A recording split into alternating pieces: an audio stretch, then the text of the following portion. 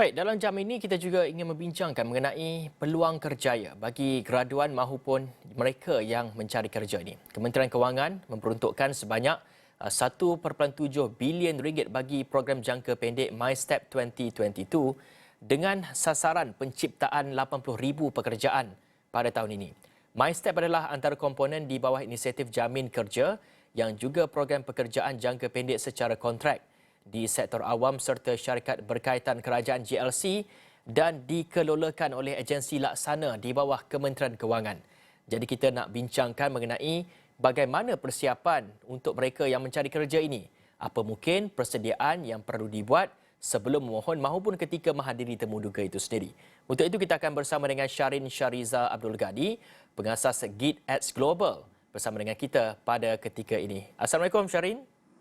Assalamualaikum, apa khabar? Khabar baik. Baik Syarin, untuk graduan yang tiada pengalaman, apa mungkin persediaan yang perlu dibuat ketika dan juga selepas membuat permohonan dan juga pada ketika sesi temuduga itu sendiri?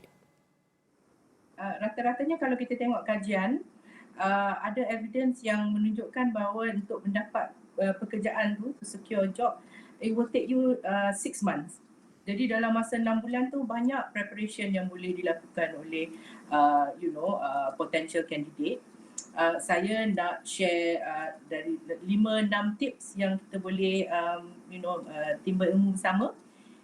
If I can start just to say that yang pertamanya ialah sediakan CV. Rasa topik CV ni memang semua orang tahu.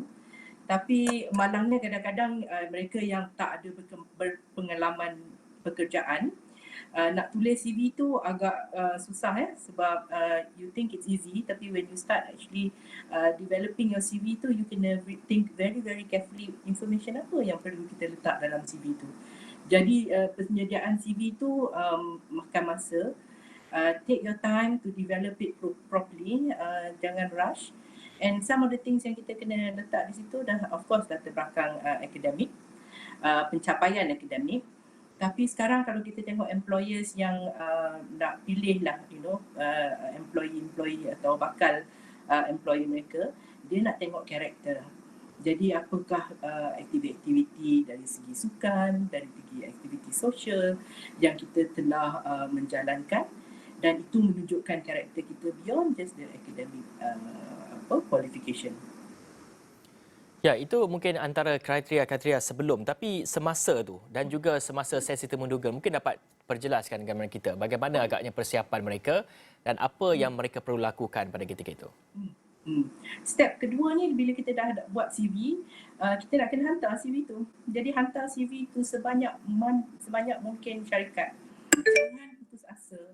Saya kadang-kadang nampak yang mencari kerja ni, dia cepat putus asa. Hantar 50 CV dah penat, dah tak larat, dah motivation dah turun. You have to send your CVs to as many companies as possible. Jadi dalam program MyStep ni ada 80,000 pekerjaan, jadi banyak syarikat. So send your CVs everywhere. So that one is the prep. Nombor satu, buat CV and then send the CV. Bila kita nak prepare untuk interview pula, buat kajian secara general tentang sektor-sektor ekonomi di negara kita. Sektor perbankan, sektor manufacturing atau sektor education. All those sectors kita kena tahu secara general knowledge. So that's preparation sebelum interview. Bila kita dah masuk, kita dapat surat tawaran untuk datang ke interview, dan nak menjawab soalan pula. Bila nak menjawab soalan interview tu, please prepare. Saya dah banyak interview candidate, mereka datang no preparation. Tak tahu tentang syarikat tu, tak buat homework tentang syarikat tu, buat apa, information yang ada di website, go into the website, study dia orang punya syarikat. So that one, bila kita nak nak jawab soalan, bila kita punya potential employer bertanya tentang apakah apa yang you tahu tentang syarikat ni, kita boleh jawab. Dan kalau ketika interview ataupun ketika sesi temuduga itu, kita pasti apabila seseorang itu dipanggil untuk temuduga, pastinya ia mempunyai kelayakan ia sendiri. Tapi apa agaknya yang majikan harapkan ketika sesi temuduga itu? Mungkin ada kemahiran-kemahiran lain yang perlu ditonjolkan oleh mereka itu ataupun bagaimana? Betul, dalam CV itu kita dah tulis tentang kita punya aktiviti lain daripada akademik kan. So kebanyakan employer saya tengok sekarang dan saya sendiri bila saya interview candidate, saya go into that part sebab saya nak tahu karakter candidate tersebut. Jadi saya akan tanya, bila you tulis sesuatu dalam CV tu, kata you buat volunteer work untuk floods lah for example yang baru lepas ni kan. So the employer will tanya, what did you do, apakah pengalamannya, bagaimanakah menjalankan aktiviti tersebut. Sebab dia nak tahu beyond your academic qualification, you boleh tak menjalankan tugas-tugas yang kadang-kadang you tak ada guidebook pun, tak ada tips how to do it, tapi dia nak test your thinking skill. If I give you a project, will you be able to jalankan projek tersebut tanpa banyak guidance? Sebab at the end of the day, you have to be independent.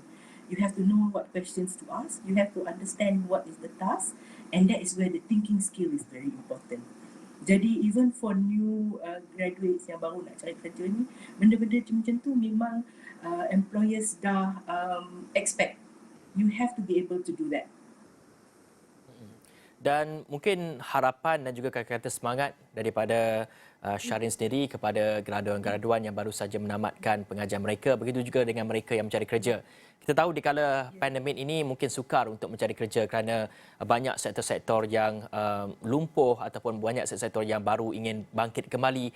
Bagaimana sebenarnya kata-kata semangat ini mampu untuk memberi mereka sedikit sebanyak kelegaan lah di kala mereka sedang mencari kerja di saat sukar ini? Ya, yang paling utama is jangan putus asa. Nothing good comes easy ya. Jadi kita kena usaha sebanyak mungkin. Saya pernah interview candidate yang dah masuk interview 50-60 kali tak dapat kerja juga. But you don't never know. The number 61 could be the job of your dreams. So continue to be motivated, continue to look, continue to prepare yourself. And then saya nampak bila dalam interview tu, bila cakap dengan tepat, cakap dengan fokus, you ada facts, you ada information.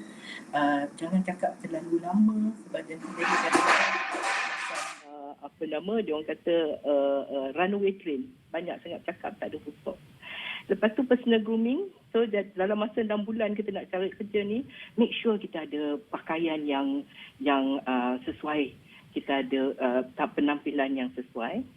And then lepas habis interview tu, even though it's the interview number 60, tolonglah tulis a nice note to say thank you, terima kasih meluangkan masa untuk interview saya. Saya harap saya boleh dipertimbangkan untuk dapat kerja. Yang itu nanti your employer will remember, I know candidate ni actually write to me and say harapan dia nak dapat kerja. So that is my advice, insyaAllah, and to be motivated. Jangan putus asa. Memang it's very very tough out there, but kerajaan sedang memberikan program ni. It's a very good program. We have to go for it, insyaAllah.